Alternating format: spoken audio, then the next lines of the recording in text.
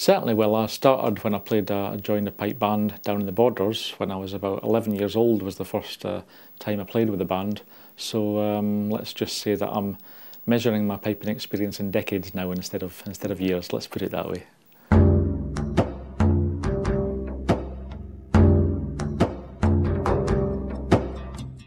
Well, not really, no. As soon as people knew there was a piper in the area, then I'd soon got asked to play at concerts and burn suppers. Teachers would ask me to pipe at their weddings. And my pipe major, a few years after I was playing with the band, he asked me if I wanted to learn to play the music for the Highland Dancers, and that's something I still do to this day and I still really enjoy. So I've had quite a lot of solo piping experience as well as playing with the band right from the word go, really.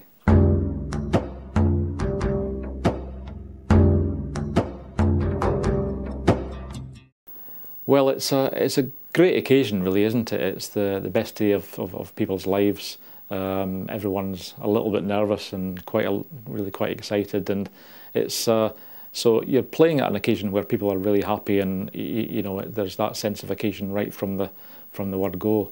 I think that it's a real impact instrument, the pipes. It really adds something to any occasion, and to the bride being piped down the aisle on our special day. I think that's something which is really she'll treasure for hopefully for the rest of her life, and hopefully I can add something to the whole day. It's an instrument whereby everyone feels the kind of power and emotion of the pipes, and it's something that I really enjoy.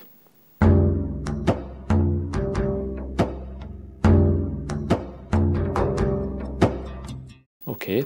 Well, the first thing I think is that I very much want to be able to be at their service to discuss the whole process beforehand, so that I'm there to add to the occasion, to blend my performance in with the type of ceremony and the type of wedding that they want, because everyone is different in terms of the type of ceremony they want to have, the type of day and type of occasion they want to have. So to get to know people a wee bit and to find out what they have in mind is really important. I think there's important that I also offer a kind of full consultation process prior to the big day, whereby I'm talking through with the bride and groom what type of tunes they might like, when they'd like me to play, what type of venue they're having, so that everything that I'm geared up to do is well rehearsed and well agreed in advance.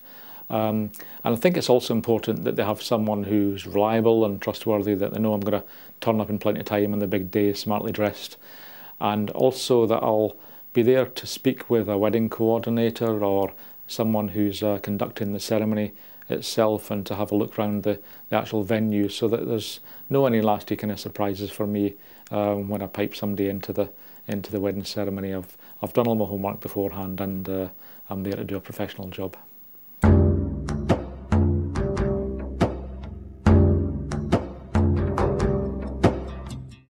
Well, no, not always. Sometimes they do. Sometimes there's a favourite tune that they really like, and they want to build that into the day somewhere along the line. Sometimes they just love the pipes, or somebody in the family loves the pipes, and they know they want the piping to be part of their big day. So it's okay if people are coming and they really don't know, are not sure what they want particularly, or what's appropriate. There are lots of tunes which are written especially for weddings and are really useful, to a really good starting point to use.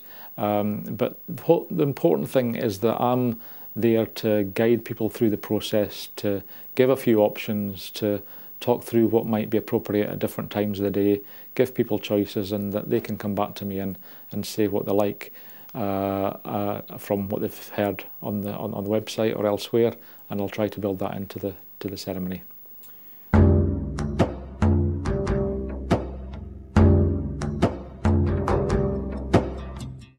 No, quite a range of occasions really.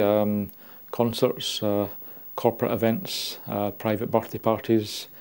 Burnt suppers particularly has been one that I've played I can't remember how many over the years. And I've also done a bit of speaking at burnt suppers. I've been roped into addressing the haggis here, or giving the toast to the lassies there. So quite a few strings to my bow on that type of occasion.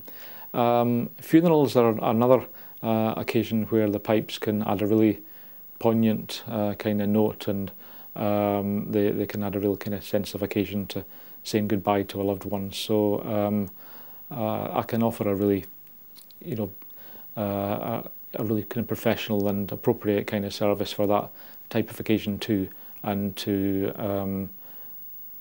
add something special to, as I say, to saying goodbye to your loved one at a funeral. It can be really good, I think, to have the pipes there. Yeah.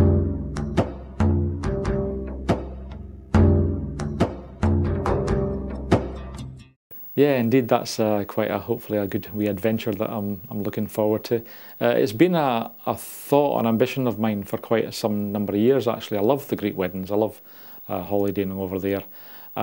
There's so many weddings happen in the Greek islands. I didn't realise until I started to research it quite how many people went over to Greece to get married. Obviously, you've got a fantastic climate and beautiful settings, so I can fully understand it.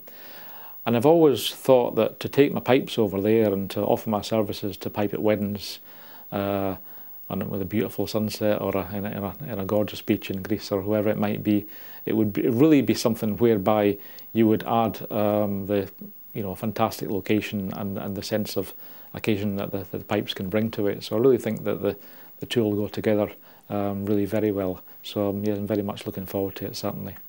I would also say I think that it's not just Scottish people that enjoy the pipes. Pipes are known the world over. They're played for royalty, and it's also, I looked a little bit into the history when I was thinking about going over to Greece.